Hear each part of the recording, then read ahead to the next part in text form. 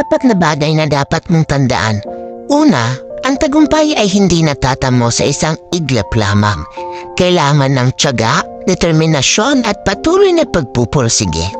Huwag kang paghihinaan ng loob dahil malapit mo nang makamit ang iyong mga pangarap.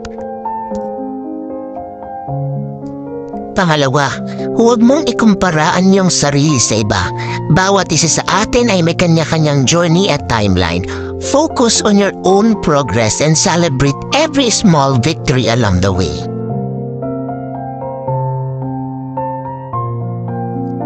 Pangatlo, bawat pagkakamali ay isang oportunidad para matuto at bumangon ng mas malakas.